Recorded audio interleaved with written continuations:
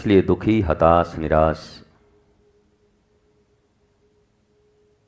जीवन के रस से वंचित रहे। मनुष्य का जीवन रसौ वै सह श्री कृष्ण की कृपा से रस में डूबने के लिए मिला है।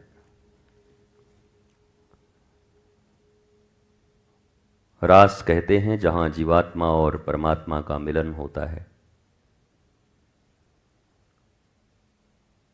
ब्रज वृंदावन में जिस रास और महारास की कथा तुम सुनते हो,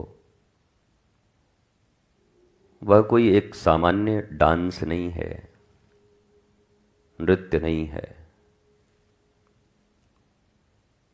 वह जीवात्मा और परमात्मा के मिलन का स्थल है। जीव बिंदु है और शिव सागर हैं, सिंधु। बिंदु जब सिंधु में मिल जाए तो उसका भय समाप्त हो जाता है। पहले वो छोटा सा होता है, हवा से उड़ जाए, धूल से मिट जाए, थोड़ी ताप मिले तो समाप्त हो जाए। पर वही जब सिंधु से मिल जाता है तो फिर समाप्त नहीं होता। युगों से ये सूर्य सागर को नहीं सूख पाया।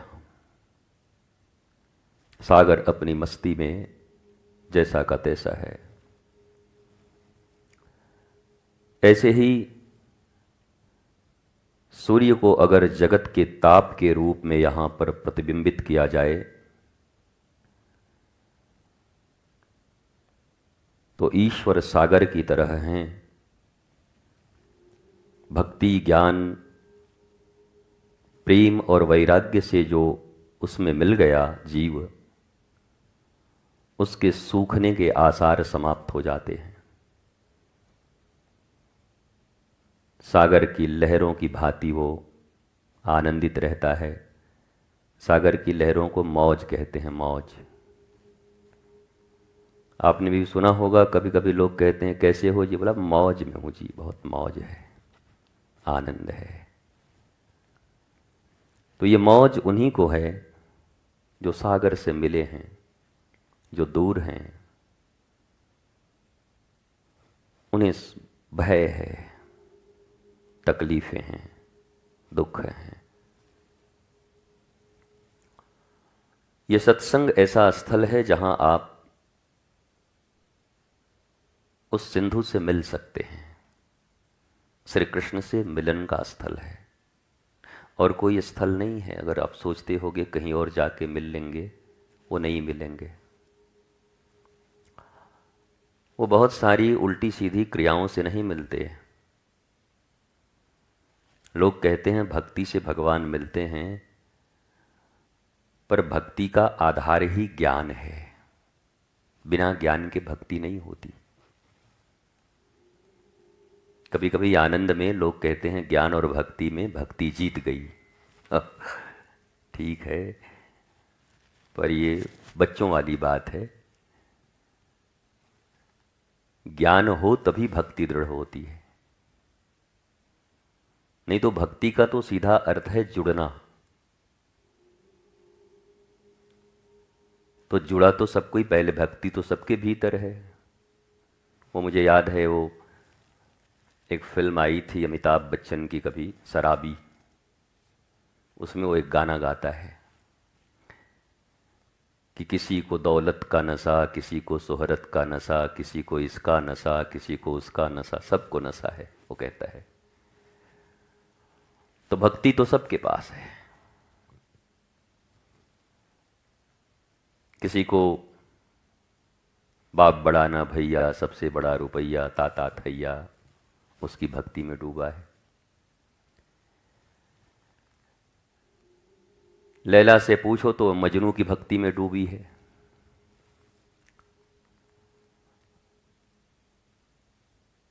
जो छोटे पद पर है और बड़ा पद पर उसे जाना है, अभी ग्राम प्रधान है, पर विधायक कब बनेगा इसकी भक्ति में जुटा हुआ है वो। तो सबकी भक्ति, सबका जुड़ाव कहीं अलग अलग है। वो भक्ति से है। मैं तो तर्क से सिद्ध कर रहा हूं, आप समझदार हैं तो इसका उत्तर दीजिएगा। और लाखों लोग सुन रहे हैं, बड़े ज्ञानी ध्यानी विद्वान लोग भी सुन रहे होंगे। भक्ति शब्द का अर्थ है जुड़ना, तो जुड़ा तो सब कोई है। रावण भी जुड़ा था अपने लंका से। रावण की भक्ति कहाँ थी? बोला रावण की भक्ति उसकी कामना में थी, उसके अहंकार में था, हमसे बड़ा कौन। एकदम जुड़ा हुआ था, तो कोई नहीं तोड़ पाया उसको। कितने हनुमान जी जैसे लोग गए, हनुमान जी, अंगद जी, कितना ज्ञान दिया। तो कहता अच्छा तो बंदर आया हमको गुरु बन करके सिखाने। हम जुड़ चुके हैं पहले से जहां जुड़ना है, हम अब किसी से नहीं जुड़ने वाले। हमारी भक्ति अटूट है, रावण की भक्ति अटूट है। तुम सोचते हो ये कैसे प्रवचन कर रहे हैं भाई, रावण की भक्ति अटूट है। हाँ, रावण की भक्ति अटूट है। अटैचमेंट को ही भक्ति कहते हैं, अटैचमेंट। और डिटैचमेंट को वैराग्य कहते हैं। तो अटैचमेंट तो रावण का बहुत गहरा है, बहुत गहरा। साक्षात भगवान भी आ गए तो नहीं छोड़ा। भगवान ने कहा यार मुझे मारने का मन नहीं है, मान जा। क्यों इसमें? बोला होई भजन नहीं तामस देहा, युद्ध करके आना है तो आओ सीधा सीधा, ऐसे बात नहीं बनेगा, गिड़गिड़ाओ मत मेरे सामने। ठाकुर जी बोली तो पक्का भक्त है भाई, जिसके पास जुड़ा है वो पक्का जुड़ा है। तुम भी अगर जुड़ो तो पक्का ही जुड़ो। धन से जुड़ना है तो पक्के जुड़ो। धन के आगे किसी को कुछ समझो ही मत, कमा जाओगे। पद को चाहते हो तो पद से ही जुड़ो। फिर ये दिल के टुकड़े हजार हुए, कुछ यहां गिरा कुछ वहां गिरा, थोड़े यहां थोड़े वहां, ये टुकड़ों टुकड़ों में बंटने से तुम्हारा कोई मंगल नहीं होने वाला है।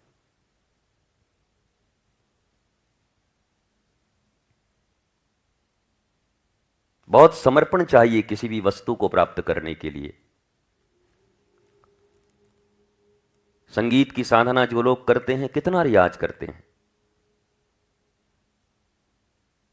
खट्टा खाना मना, ठंडे में जाना मना, गले की हिफाजत करनी है, घंटों रियाज करने हैं। कितनी साधना है, कितना अटैचमेंट है, कितना परिश्रम, कैसी भक्ति। क्रिकेट की जो साधना करता है, ओहो, फुटबॉल जो खेलता है, जो एथलीट्स हैं, जितने भी एथलीट्स हैं उनसे पूछो कि उनकी भक्ति कैसी है एथलेटिक्स के प्रति। जो सिनेमा वाले हैं उनसे पूछो अपने फिगर के प्रति कितने कॉन्शियस हैं। ये गोलगप्पा नहीं खा सकते जल्दी, ओहो मेरा मेरा पिक्चर नहीं मिलेगा फिर मेरे को। इतनी भक्ति। उस दृष्टि से अगर हम आप भक्ति की चर्चा करें भगवान के प्रति, तो कहां कुछ भक्ति है हमारी। हम तो ये चलते फिरते, कभी हो हवा गया, मंदिर इत्यादि चले गए, कहीं कुछ मिल गए, इसको ठीक करो, ये दिखता नहीं है।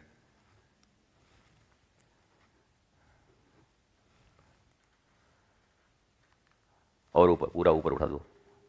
तो भक्ति जिसके प्रति हो, और हो नहीं है। जो लोग कहते हैं गुरुजी हमको भगवान का दर्शन नहीं हो रहा, हमको कैसे भगवान में मन लगे, कुछ समझ नहीं आ रहा। भाई मन तो कहीं ना कहीं तो लगता है, कहीं तो लगा होगा, कहीं तो लगा ही होगा। तो ये क्यों हमसे पूछ रहे हो कि भगवान में कैसे मन लगे?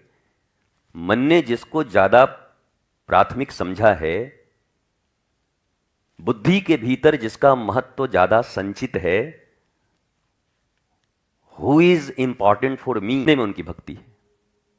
जो लड़ रहे हैं और लड़ने में उनकी भक्ति है। इसलिए ये मत कहो कि कृष्ण भक्ति मुझे सिखाओ।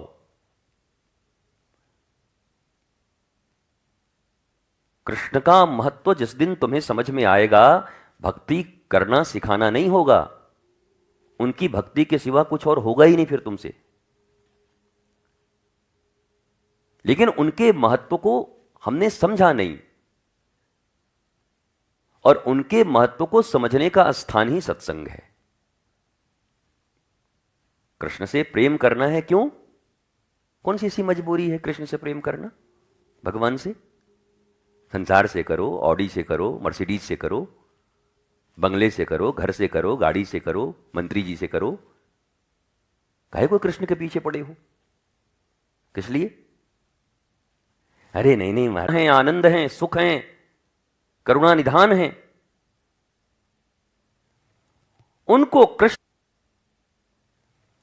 उनको कृष्ण से जुड़ने की विधि खोजने की जरूरत नहीं है।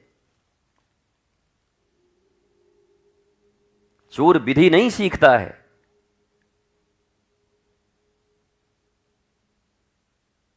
चोर को कोई विधि सीखने की जरूरत नहीं होती। चोरी करने का निश्चय कर लिया है तो उपाय कोई ना कोई लगा ही लेगा। छप्पर तोड़ देगा, जमीन खोद देगा, ताला तोड़ देगा, कोई ना कोई उपाय कर लेगा वो। वैसे ही जिन्हें कृष्ण की भक्ति करनी है, उनके लिए परिस्थितियां कोई बाध्यता प्रकट नहीं करती हैं। ये सब बहाने हैं। ये जितने तुम्हें घूमते फिरते लोग दिखाई पड़ते हैं, महाराज जी हमारा कृष्ण में बड़ा मन लगता है, हम बहुत भक्ति में एकदम जीव करता है कि बहुत भक्ति करें, लेकिन हम क्या कहें, हम इतना परेशान हैं। अरे सब काहे को पिंगल पड़ रहे हो भाई? किसके सामने पढ़ रहे हो? जिसके सामने पढ़ रहे हो सारा ढकोसला जानता होगा। महाराज जी के सामने बोल रहे हो ना, महाराज कोई बच्चा थोड़ी बैठा होगा। अपने गुरु के शरण में रह करके, गुरु ज्ञान प्राप्त करके जो आया वही महाराज है, जिनको तुम महाराज कहते हो। और 2-4-10 दिन की, महीने 2 महीने की ट्रेनिंग लेकर के जो धंधा करने आया वो महाराज होगा भी नहीं। जो धन के लिए धर्म को सिर्फ अपनाया है वो महाराज कैसा हो सकता है? महाराज मतलब आत्मज्ञानी, गुरु ज्ञान जिसने आहरण किया हो। तो ये बातें तो वो सुनते भी नहीं हैं। सच्चे गुरु इसको सुनते हो मुस्कुराते हैं। जब कोई ऐसा रोता होता है ना तो मुस्कुराते हैं, बोले देखो आ गया घड़ियाली आंसू बाहर आ है। महाराज जी हमको भक्ति चाहिए, कोई भक्ति उक्ति इसको नहीं चाहिए। यहाँ अभी मैं कहूँ कि चलो 3 दिन में भक्ति यहाँ सिखा देता हूँ, और बगल में आके मुकेश अंबानी खड़े हो जाएं कि आज हम तुमको 100 करोड़ रुपया देने वाले हैं, 2 मिनट में छोड़ के भागेगा। तो महाराज जी आपकी भक्ति बाण में जाए। मुकेश भैया आए हैं, जिंदगी बन जाएगी महाराज जी। आप कहाँ जाएंगे, आपको तो फिर हम प्राप्त कर लेंगे। और यहां झूठे ही आंसू आ रहा है आके, हमको भक्ति मिल जाता तो हम बड़ा, वो हम भी इंजॉय करते हैं सुन सुन के। वाह, इसके सामने तो अमिताभ बच्चन फेल है एक्टिंग में। क्या एक्टिंग मार रहा बैठ के, खड़ा होके। इसलिए बी ऑनेस्ट, ईमानदार बनो। बेईमानों को तो साधारण व्यक्ति भी नहीं मिलते, भगवान क्या मिलेंगे। इतनी भी ईमानदारी अगर हृदय में नहीं है कि मुझे वास्तव में श्री कृष्ण ही चाहिए, आई एम डैम श्योर, मुझे वास्तव में गुरु चरण ही चाहिए, आई एम डैम श्योर, फिर तुम्हें कोई नहीं रोक सकता। पर यह सुविधा ने तुम्हारे मन में दुविधा उत्पन्न कर दी है।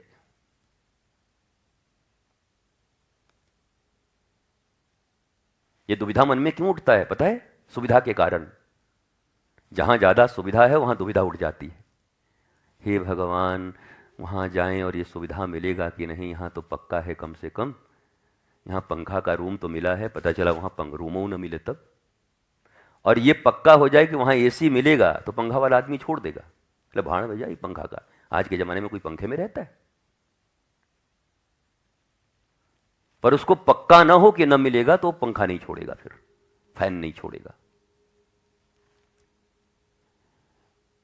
इसलिए पहले ईमानदार बनिए। अगर वास्तव में आनंदित होना चाहते हैं ना, तो ईमानदार बनिए, और सेल्फ के लिए, खुद के लिए बनिए, दुनिया के लिए नहीं।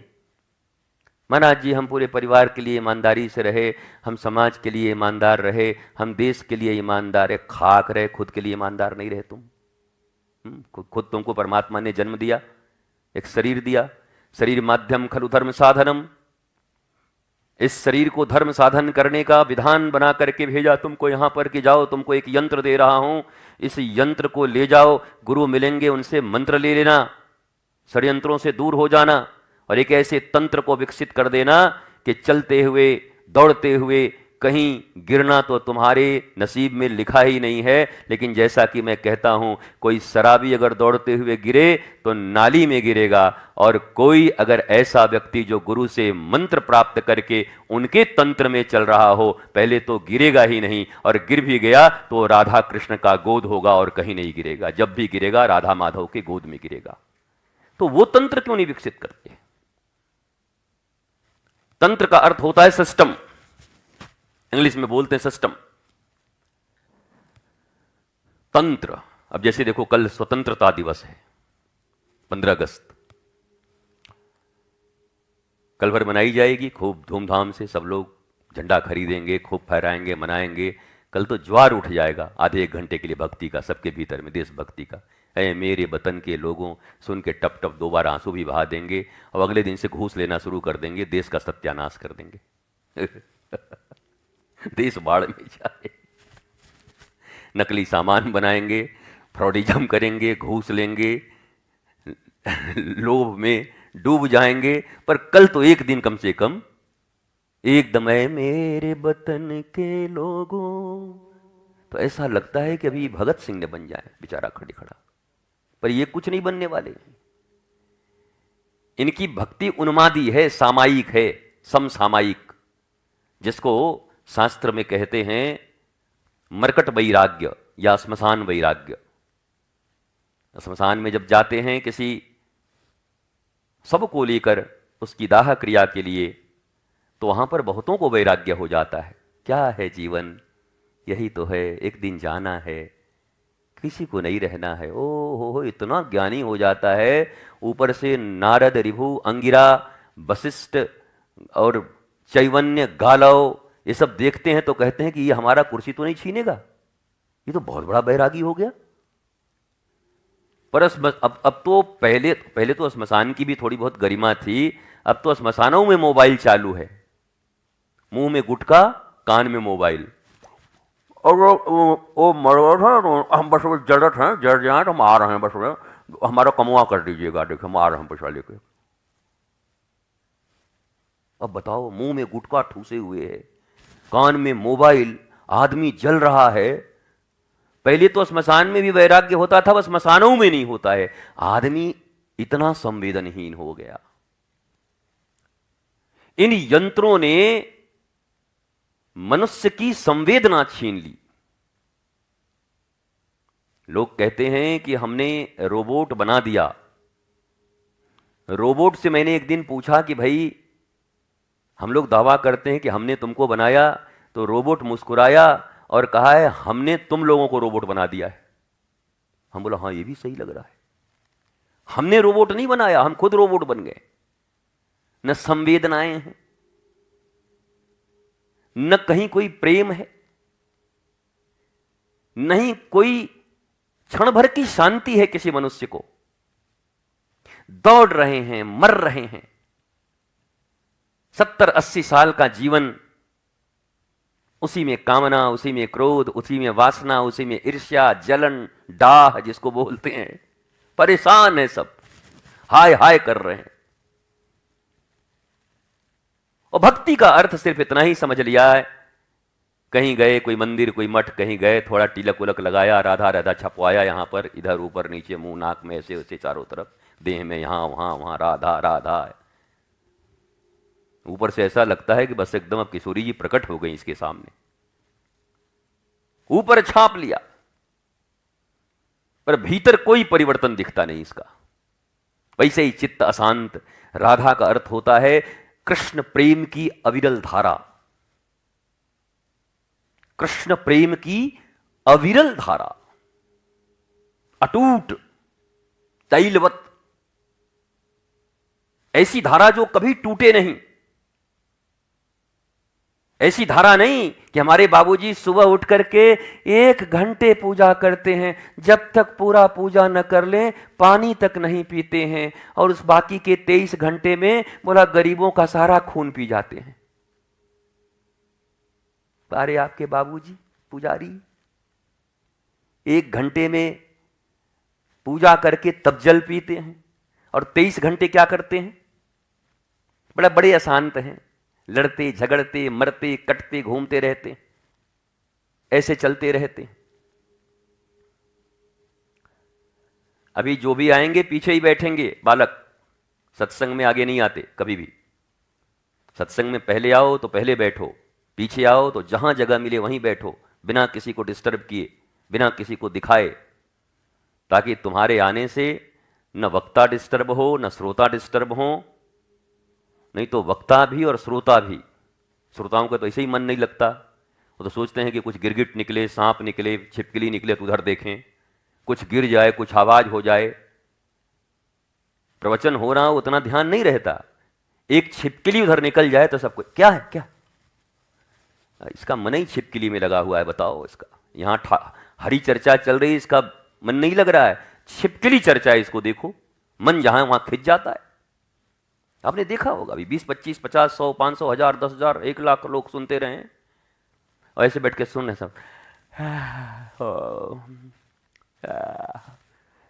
उसी में कहीं 2 आदमी लड़ जाए, पूरा भीड़ 1,00,000 का है। क्या हुआ, क्या हुआ दीदी बताइए, ये सब सत्संग में भी लड़ने आते हैं। हे भगवान, बड़ा कलयुग हो गया। अरे तुम कलयुग के साक्षात अवतार हो, जो कथा होते हुए भी झगड़ा देख रहे हो। कलयुग तो तुम में प्रवेश किया हुआ है, तुम कलयुग उधर देख रहे हो, लड़ने वाले के भीतर। जरा अपना मन न देखा कि तुम्हारा मन कितना अशांत है, जो भगवान की चर्चा में भी नहीं बैठता।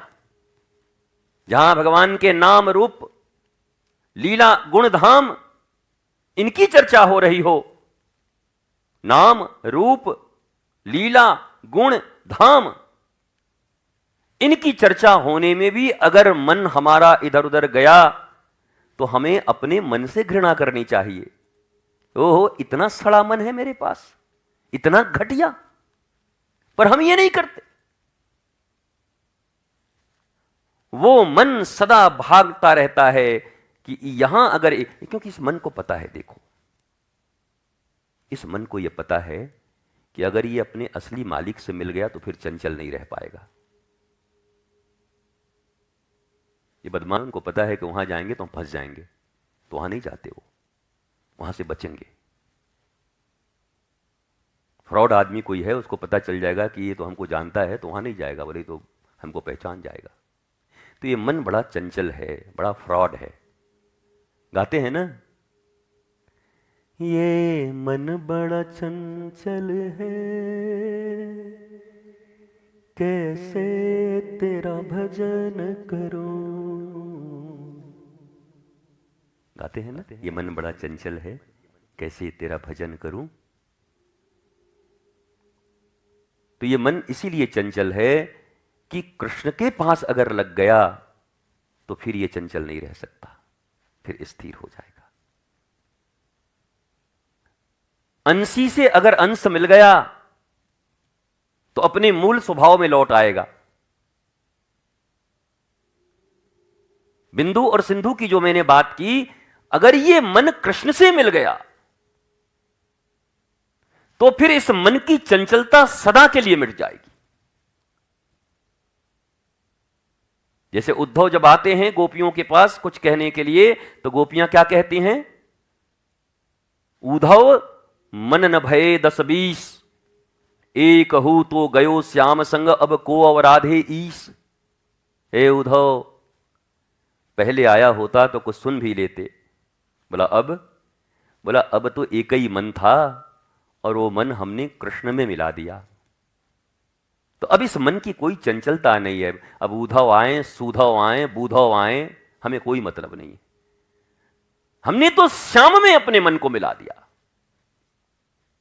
इस मन की चंचलता सदा के लिए मिट गई। और जिनके मन आज भी चंचल हैं वो कृष्ण से बहुत दूर हैं। तुम्हारे मन में कभी कभी यह बात उठती होगी ना कि कृष्ण की भक्ति मेरे भीतर कितनी आई, क्या मेरे भीतर भक्ति है भी कि नहीं, हम भक्ति के पथ पर कितना आगे बढ़े। तो इसका परीक्षा देना या इसका परीक्षा लेना, इसका टेस्ट कैसे करोगे?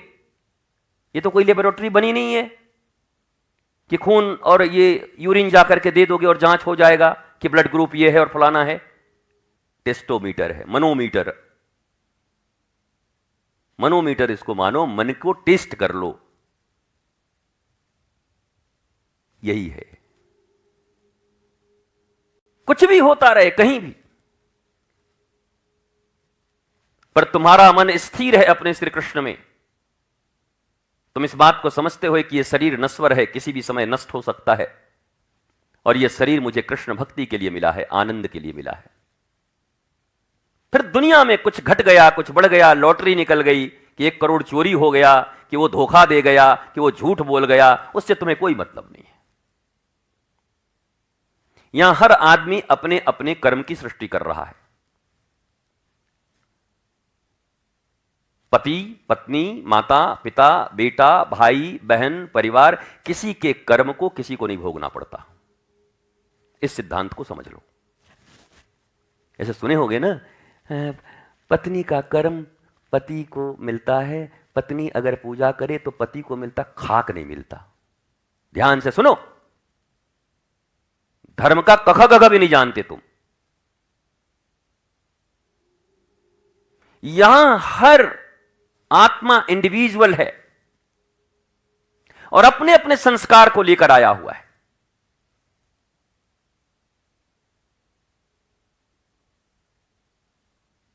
अगर कर्मास को मानते हो कि तुम्हारे कई जन्म हुए हैं,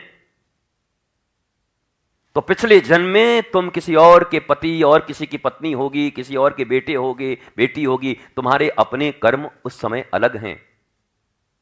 अगली बार भी यही नहीं रहोगे, कहीं अलग हो जाओगे। अगर मनुष्य बने तब संभावना कम है। भगवत प्राप्ति अगर नहीं हुई तो मनुष्य बनने की संभावना कम है। दादुर बनोगे, सांप बनोगे। पर ऐसा थोड़ी गारंटी हो गया तुम्हारा, महाराज जी हम मनुष्य बने हैं, अगली बार भी मनुष्य में आएंगे। बाप दादा का राज चल रहा है क्या? जमींदारी है? कर्म बताएंगे तुम्हारे कि तुम क्या बन के आओगे।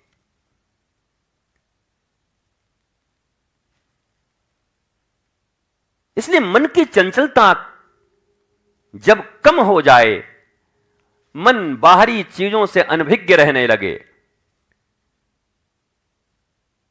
बगल में 2 आदमी कान में फुसफुसा रहे हैं, अब तुम्हारी बड़ी इच्छा हो गई, क्या फुसफुसा रहे हैं भाई, क्या बोल रहे होंगे, वो हमारे बारे में तो कुछ चर्चा नहीं कर रहे हैं, ये हमारा ही निंदा हो रहा होगा लग रहा है। बस ये समझ लो, ये बेचैन आत्मा है। इस आदमी का मन अभी कृष्ण से नहीं मिला। आज बहुतों की स्थिति ठीक नहीं रहेगी, मुझे पता है। कई लोग कहेंगे बेकार ही सुनने आ गए यार, ये तो सारा पोल खोल दिया, बड़ा खतरनाक महाराज है ये। हम सोचे थे धीरे धीरे राधे कृष्ण करके अपना नचाएगा थोड़ी देर और थोड़ा गोल गोल बात कह के भेज देंगे, और हम लोग भी दोनों हाथ जय जय श्री राधे कहते हुए और निकल पड़ेंगे, बस हो जाएगी भक्ति हमारी। बोला ये तो पोल खोल दिया, तोल मोल के बोल, पोल खोल। सदगुरु के पास बैठोगे तो तुम्हें दर्पण दिखाएगा। अगर हैसियत हो, अपने मुंह पे लगे कालीमा को, लालिमा को देखने का हिम्मत हो, तभी बैठा करो। दर्पण झूठ नहीं बोलता, शास्त्र संत गुरु कभी झूठ नहीं बोलते। जैसे हो ऐसे दिख जाओगे।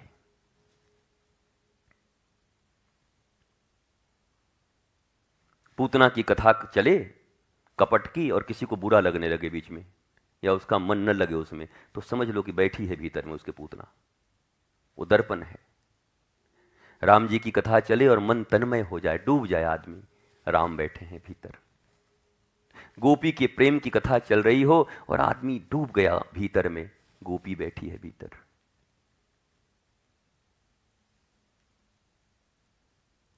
और शकुनी की कथा चल रही हो और किसी को बड़ा बुरा लग रहा हो, ऐसे ऐसे कर रहा हो कोई, ऐसे करके मन नहीं लग रहा है मेरा, वो शकुनी बैठा उसके भीतर, मैच हो रहा है ना दोनों का, ब्लड ग्रुप मैच हो रहे हैं, तो वो घबराने लगता है, अरे यार ये तो सब मेरे, ये जो बोल रहे हैं तो सब मेरे भीतर है, तो क्या मैं शकुनी हूं?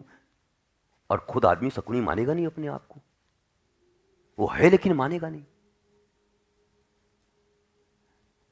इसलिए एक बड़ी प्यारी सी बात है, गुरु सूरमा होता है और सूरमा के सामने कायर नहीं टिकते हैं।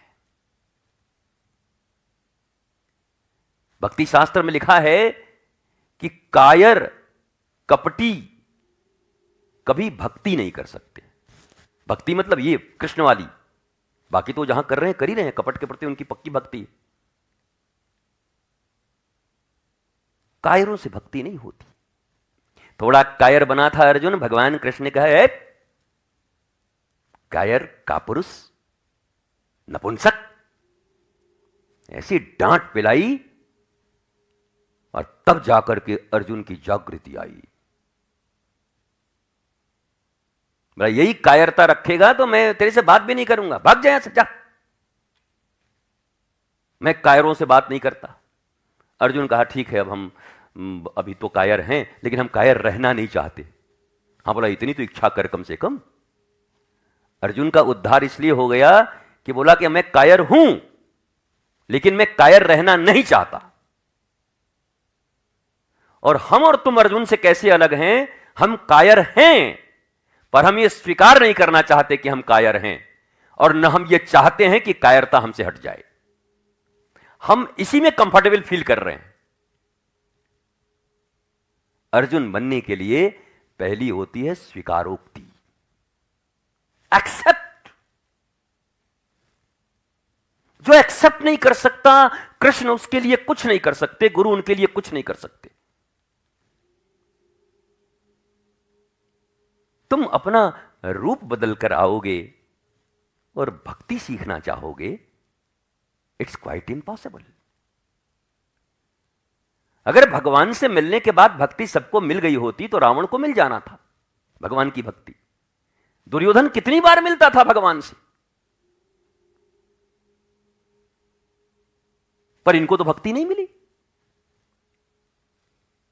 भगवान से केवल मिल जाना ही भक्ति मिल जाएगी, ऐसा किसने कहा? आदमी कहते ना, बस एक बार महाराज जी दर्शन हो जाए भगवान का तो जीवन सफल हो जाए। दुर्योधन रोज करता है पर कोई असर नहीं पड़ता उसके भीतर।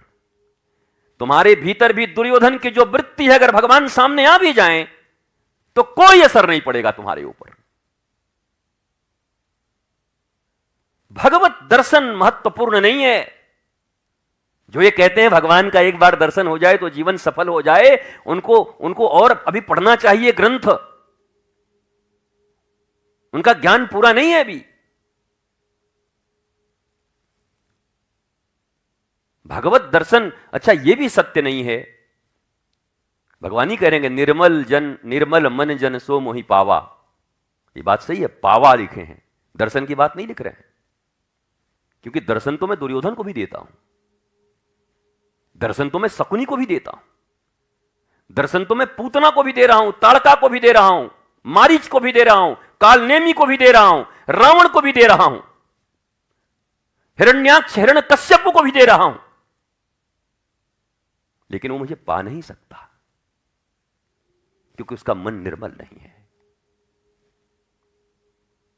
दर्शन होने और पाने में बड़ा अंतर है। दर्शन कर लेना और उनको पा लेना, ये दो बातें हैं। श्रवण से दर्शन की इच्छा जगती है, और दर्शन और श्रवण जब मिल जाए और फिर ये मन चिंतन में डूब जाए उसी दर्शन और श्रवण के, और मन मनन करने लगे, चित्त चिंतन करेगा और मन मनन करेगा, तब ये दर्शन और श्रवण तुम्हें प्राप्ति और आप्ति कराएगा। उसके पहले संभव नहीं है। तुम निराश मत होना इस प्रवचन से। बहुत लोग निराश हो जाएंगे कि आज तो सारा यही टूट गया, हमारा शीशे का घर बनाया था टूट गया, गुरुजी ने एक पत्थर मारा कि भरभरा के टूट गया मेरा घर। तो हम तो कितना मनोपोली बनाए हुए थे कि इतना माला कर रहे हैं, अब तो भक्ति बढ़ गई होगी, हम तो इतना अगरबत्ती जला दी है भक्ति बढ़ गई होगी, हमने तो यहाँ दीपक जला दिया भक्ति बढ़ गई होगी। अरे नाना भैया, इतना आसान नहीं है, इतना सहज नहीं है। ये क्रियाएं हैं, करो। ये कर्म इसलिए करते हैं ताकि और किसी कर्म में मन जबरदस्ती जाकर के हमको न लगाए, नीच कर्मों में ये मन हमको न लगा दे, इसलिए इन कर्मों में हम लगे रहते हैं। माला करेंगे तो नीच कर्म से थोड़े दूर रहेंगे, पर अब तो भाई बड़ी मामला गड़बड़ है, एक हाथ से माला हो रहा है, दूसरे हाथ से नीच कर्म भी चल रहा है, क्या करूं? राधे राधे भैया, भैया राधे राधे, हाँ राधे। बस भैया ये प्लॉट आप ले लीजिए, ये समझिए 10 रुपया का प्लॉट है। जितना जो बेचने वाला नहीं कमा रहा है उतना बीच में दलाल कमाने को सोच रहा है, बताओ। जमीन की एक दलाली ऐसी है कि मैंने बड़ा सीखा उससे वृंदावन आने के बाद। मालिक का जमीन है 20 लाख का, खरीदने वाला उसको अपना पैसा लगा के खरीदने जा रहा है। दलाल क्या कहता है कि जमीन 50 लाख का है। हमने पूछा इतना क्यों बताया? बोला हम बैठे बैठे 30 कमा लेंगे, वो जमीन बेच के कमाएगा 20। हम की वाह रे, हरी लगे ना फिटकरी रंग चोखा हो जाए। बोला हाँ, इसी को तो दलाली कहते हैं। द लाली, द THE, द लाली, चेहरे पे लाली आ जाए, दी लाली,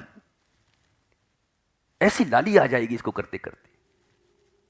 हालांकि ऐसों को मैं आज तक सफल होते नहीं देखा। वो योजना तो अरबों करोड़ों करोड़ों का बनाते हैं, पर घर में आटा नहीं रहती शाम का।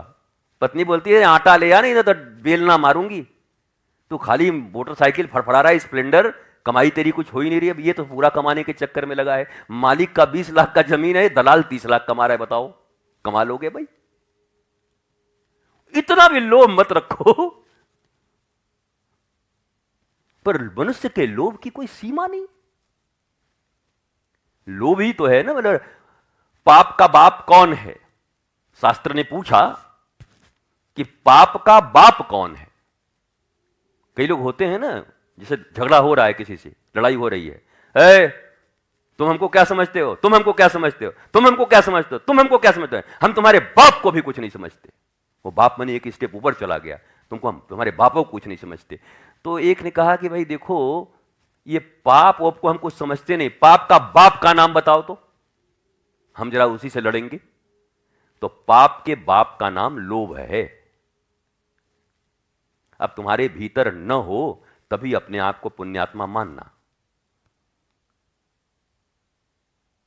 और नहीं तो पाप तो छोड़ो, पाप का बापू तुम्हारे भीतर बैठा हुआ है।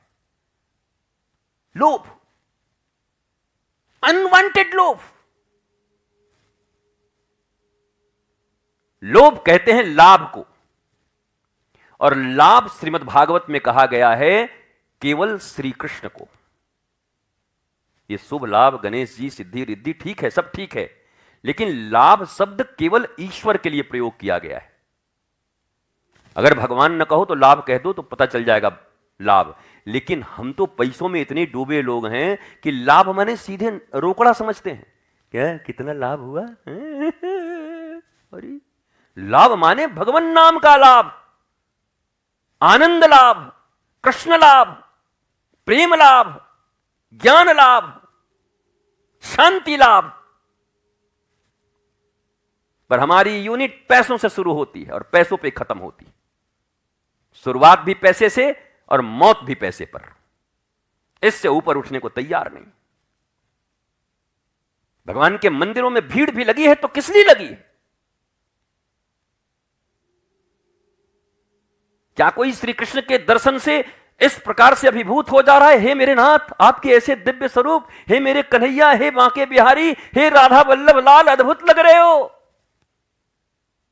रोगी, दुखी, हताश, निराश आदमी भीड़ लगाए बैठे हैं। प्रभु ये टेंडर पास करा देना, प्रभु यहां एडमिशन करा देना, प्रभु ये विवाह तय करा देना, ये वाली डील तो पक्की हो ही जानी चाहिए, इसमें तो ये मिल ही जाना चाहिए। पर परम लाभ से वंचित है। श्री कृष्ण से मांगने को सब तैयार हैं, पर श्री कृष्ण को मांगने को कोई तैयार नहीं है। श्री कृष्ण से मांगकर दुर्योधन अपने 99 भाइयों के साथ नेस्त नाबूद हो गया, नष्ट हो गया, मारा गया। कोई पानी देने वाला नहीं बचा, क्योंकि श्री कृष्ण से मांग ले आया।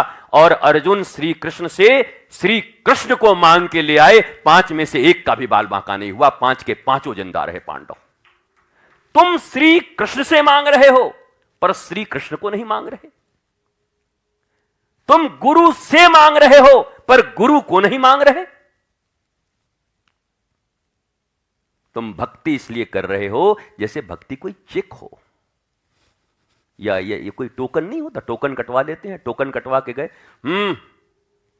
हाँ 3 डोसा प्लेन, 4 डोसा रवा, 5 डोसा मसाला, 2 किलो रबड़ी, 3 किलो मिठाई, चाट पकौड़ी। आदमी है कि राक्षस है?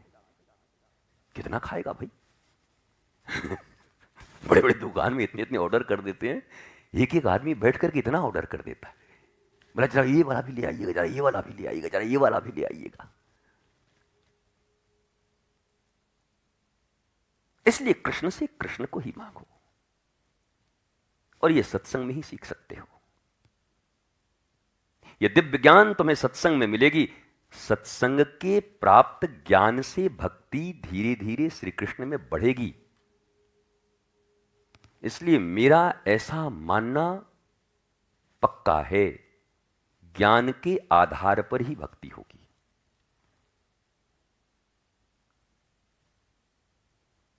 ये ज्ञान, ज्ञान मतलब जानना, जान बोलते ना, जान गए हम, जानत तुम्हें होई जाई, हम जान गए। अरे प्रभु, अरे छलिया, तू मुझे क्या छलेगा, मैं जान गई तू कौन है। ज्ञान का अर्थ है जानना, जान गए। अच्छा बताओ, भक्ति कौन करेगा? जो कृष्ण को जानेगा वही तो करेगा ना।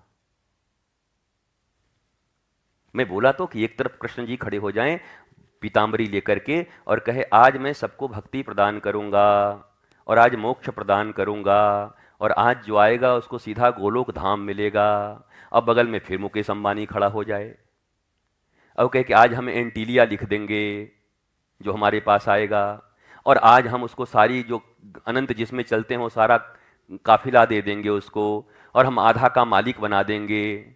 अब बताओ, श्री कृष्ण के पास आदमी जाएगा कि मुकेश अंबानी के पास जाएगा? बताओ। अब भाव में बोल भले ही दोगे, नहीं गुरुजी हम तो कृष्ण के पास जाएंगे। अरे छोड़ो भाई, छाती फुलाए घूम रहे हैं।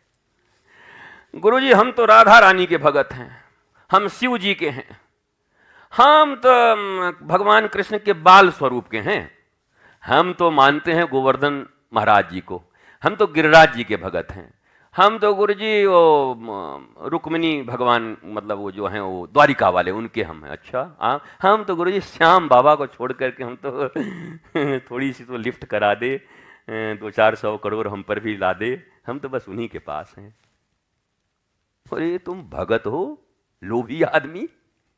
अरे शर्म भी करो, थोड़ी लज्जा भी करो भाई, कि भाई कोई कुछ बोले मैं तो हूं लोभी पक्का। खुद तो शर्म करो, लज्जा करो। हमारे गुरु ने हमें सिखाया कि मनुष्य के सामने अगर तुम्हारे भीतर कोई बुराई हो, कहने में शर्म आता हो तो कोई बात नहीं, जब अकेले रहो तो अपने ठाकुर के सामने बहुत रोना, गुरु के सामने एकांत उनके तस्वीर के सामने ही रो कि प्रभु मैं कितना बड़ा कुटिल हूं, कपटी हूं, मुझे कब कब मैं ठीक होऊंगा प्रभु। इतना साहस नहीं है, लोगों के सामने कह पा रहे हो तो एकांत में करो, धीरे धीरे तुम्हारे हृदय का मार्जन होगा और एक दिन सत्य, प्रेम और भक्ति तुम्हारे भीतर उत्पन्न हो जाएगी। सत्संग ही ये सिखा सकता है। देखो सत्संग का स्वरूप तो ऐसा ही है। बाकी वैसे अगर कोई इंटरटेनमेंट वाली बात कहोगे तो कभी कभी कर दिया करेंगे, मंगल उंगल को एक आध दिन, हफ्ता में एक आध दिन मंगल हम मतलब इंटरटेनमेंट वाला कर लेते हैं। लेकिन अगर रोज कहोगे कि आप बैठिए और हमारा इंटरटेनमेंट करिए तो हम तुम्हारे से कोई पैसा कौड़ी थोड़ी लिए हैं, तो हमारे कोई स्कूल में एडमिशन करा के तुम थोड़ी बैठे हो। न हम 1 रुपया किसी से लिए, न हमने किसी से मांगा और न हम किसी के अधीन हैं। हम ऐसे ही सर्वतंत्र स्वतंत्र, स्वतंत्रता दिवस तो कल है लेकिन हमारे गुरुदेव और हमारी माँ की कृपा से हम पहले से स्वतंत्र हो चुके हैं महाराज। हम परतंत्र नहीं हैं, कोई स्वतंत्रता नहीं रखते। कोई ऐसा नहीं रखते ऐसा करिए तो हमको खींच ही लेगा, ऐसी कोई स्वतंत्रता जीवन में नहीं है और न रखनी। स्वतंत्र, प्रभु के कर्म में स्वतंत्र, आनंदित, आह्लादित। अरे आज हम अगर नहीं बैठे तो आज कौन कौन लोग आए थे जी? हाँ, भक्त प्रेमी आए और प्रेमी से न मिल पाए तो हमारे हृदय को जरूर थोड़ी पीड़ा होती है। अरे दूर से आया, हम नहीं मिल पाए। पर उसमें से कोई कह दे महाराज जी इतने बड़े आदमी थे, आप नहीं मिले, बड़ा ये हो जाता, तब हमारा फिर पारा चढ़ जाता है। हम कि बड़ा, कौन सा बड़ा, क्या बड़ा, दही बड़ा कि आलू बड़ा? हम तो इतना ही बड़ा जानते हैं मैक्सिमम। कभी कभी आलू बड़ा खा लेते हैं, कभी कभी बटाटा बड़ा, कभी दही बड़ा, बाकी तो हम बड़ा किसी को जानते ही नहीं। बड़ा तो बस एक ही है जिसके साथ हम जुड़े, एक मेरा सदगुरु और सदगुरु के ही रूप, दोनों में कोई अंतर नहीं है। गुरु ब्रह्मा गुरु विष्णु गुरुदेव महेश्वर, गुरु साक्षात परब्रह्म तस्मै श्री गुरवे नमः। अखंड मंडलाकारं व्याप्तमेन चराचरं तत्पदं दर्शितमेन तस्मै श्री गुरुवे नमः। न गुरुर्धिकं तत्त्वं न गुरुर्धिकं तपः तत्त्वज्ञानात् परं नास्ति तस्मै श्री गुरुवे नमः। बंसी विभूषित करान् नवनीरदाभात्, यहाँ पर कृष्ण तत्व को सबसे बड़ा कहा गया। शिव जी ने कहा न गुरुर्धिकं तत्त्वं न गुरुर्धिकं तपः। तो हम तो बड़ा मान चुके एक को, अब कौन बड़ा?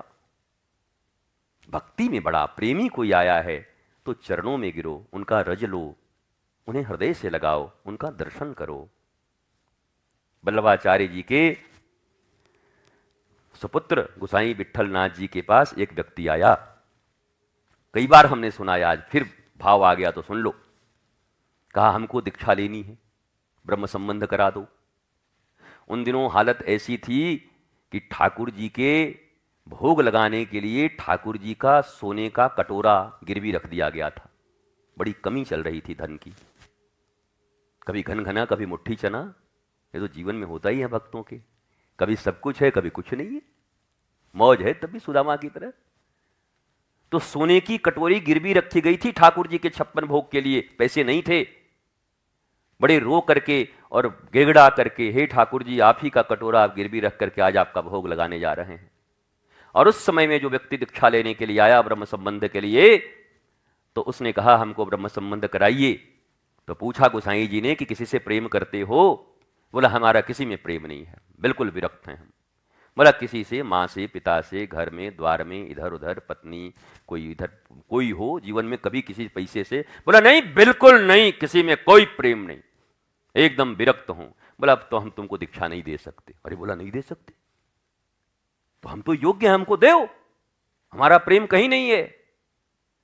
तो गोसाई जी ने, गुरुदेव ने कहा भाई देखो, गुरु का काम होता है जो तुम्हारे भीतर है वो गलत दिशा में जा रही है उसको सही दिशा में लगा देते हैं। प्रेम तुम्हारे भीतर ही है, ज्ञान तुम्हारे भीतर ही है। मनुष्य की आत्मा है तुम्हारी मूल संपत्ति, तुम ही आत्मा हो, तुम्हारे भीतर सब कुछ है। जो परमात्मा के पास है वो तुम्हारे पास भी है। ईश्वर अंश जीव अविनाशी, जो ठाकुर के पास है वो तुम्हारे भी पास भी है। अब तुम्हारे पास अगर प्रेम है ही नहीं तो मैं ब्रजेंद्र नंदन श्री कृष्ण के साथ तुम्हें कैसे जोड़ूंगा? तुम तो सूखे आदमी हो। अगर होता तो तुम्हारे प्रेम की धारा जगत से जगदीश की तरफ मोड़ देता, पर वो तो है ही नहीं, माली नहीं है, तो हम कहां मोड़े अब? इसलिए हम तुमको दीक्षा नहीं दे सकते। तो व्यक्ति जाते जाते बोला चेला को कि गुरु जी को कह दीजिएगा कि हम तो 1 लाख सोने का मुहर लाए थे कि जो दीक्षा देगा उसको हम ये भाई दक्षिणा देंगे। अब उस समय कितनी कमी थी पैसे की जरा समझो। ठाकुर जी के कटोरे को गिरवी रख दिया गया था। 1 लाख सोने की मुहरें, आज के हिसाब से कितना दाम होगा हो? मान लो 10 ग्राम वाला सिक्का कितने का आता है? क्या चल रहा है भाव? 90,000, 1 लाख हैं? 1 लाख। तो 1 लाख सोने के मुहर कितने हुए? कैलकुलेटर निकालोगे कि बात बन जाएगी?